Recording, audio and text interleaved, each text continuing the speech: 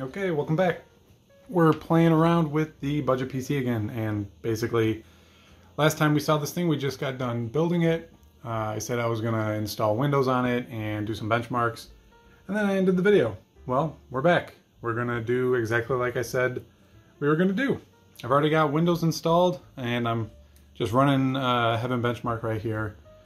And yeah, I'm spoiler warning, I'm pretty impressed with this thing. It's super cheap, but it's a fantastic entry point into PC gaming that almost anybody can afford.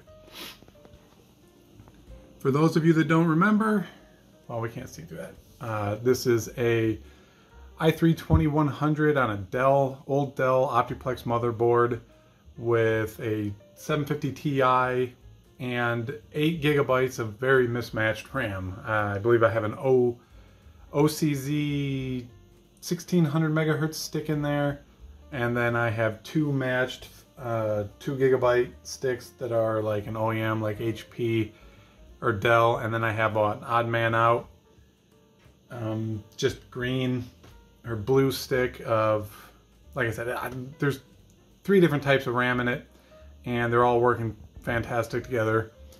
And we slapped it all together in this Roswell, I believe it's a Roswell Nautilus case. I'll have to put something on the video if I'm wrong. Anyways, yeah, let's get to benchmarking it. Also, I got a Elgato HD60 capture card, so we don't have to sit here and hold the camera like this and do that. We can capture the 1080p video straight, digitally. So it should be a little bit nicer.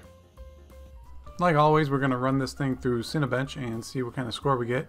I've sped up the footage by about 400% here because nobody wants to sit here and watch it chug through an entire render, but after it thinks for a bit and reaches the end, we end up with a score of 255, which we all knew that this wasn't going to be a super powerhouse of a CPU considering it only has 2 cores and 4 threads, but it is about 20% faster than an i5 3rd gen mobile processor, so we got that going for us.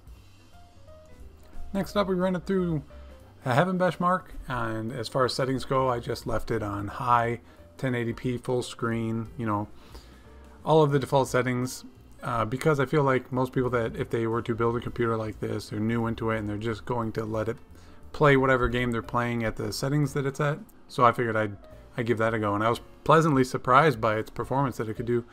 I think you dropped down to like a low of 20-ish, or 20 exactly, and for the most part we were anywhere from like 30 to like 100, so it really did well in this test. So I tried checking CSGO at it, and for the most part it did pretty well. Any of the animations, chickens, stuff like that, moving around, we were getting well above 100 frames a second. About the only time that it really became kind of unplayable is kind of where most computers, especially lower end ones, kind of struggle, is when the smoke grenades have gone off and you're in it. Your FPS drops to around 20 to 30, which it's not game breaking, but it's definitely not ideal. But overall, you get a pretty good experience in CSGO.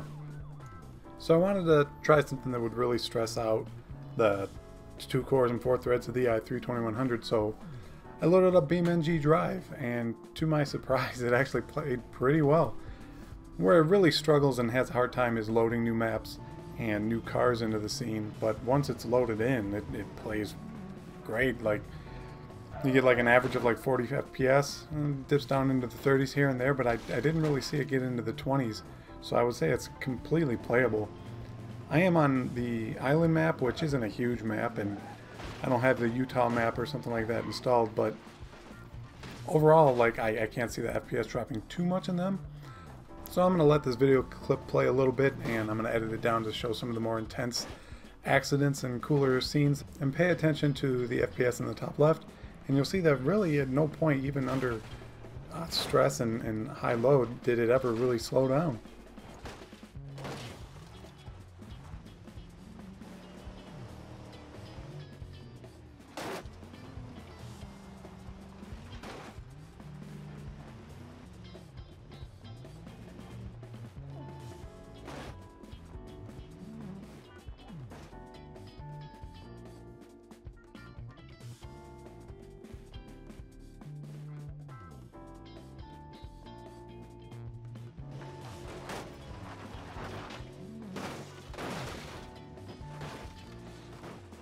Now, Doom Eternal, while I was playing it, I didn't really notice anything out of the ordinary, but reviewing the footage, I'm seeing that I'm getting FPS fluctuations from like 30 to over 60 FPS. These fluctuations didn't really affect my gameplay, but some people might not like them. It might be a turn off, and you could probably reduce settings and stuff like that to get a more smooth and fluid play. But like I said, when I was playing, I really didn't even notice it.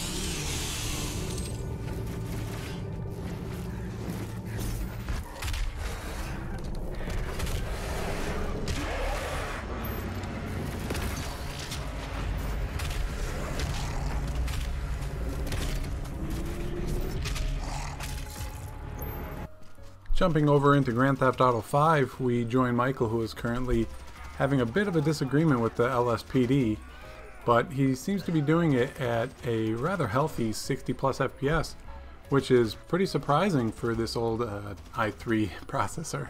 I didn't think it had it in it. While running around and shooting at cops and looking up into the sky to fight a helicopter and whatnot, we see that the FPS is going to fluctuate, grow, and shrink a little bit, but looks like we're averaging around 55-ish FPS.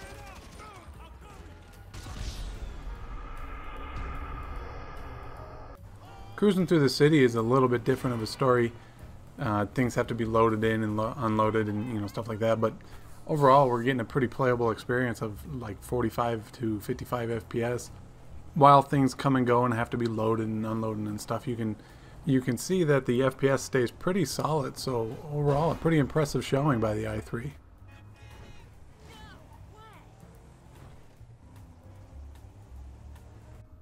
So that's going to wrap it up for the budget PC.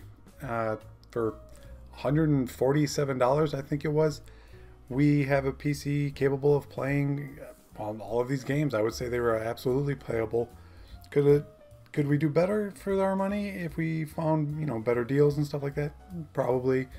My $50 computer haul sort of proves that for the lucky few, if you run into a good enough deal, you could have a unbelievable gaming PC for $50, but most people aren't that lucky. So this is more of a realistic look at how cheaply you can get into computer gaming, and I feel like most anyone could do this. It's not hard to put them together. It's not hard to set them up. So for relatively cheap, like I said, you could have a computer that you could play GTA 5 and Doom Eternal and stuff like that at relatively high frame rates.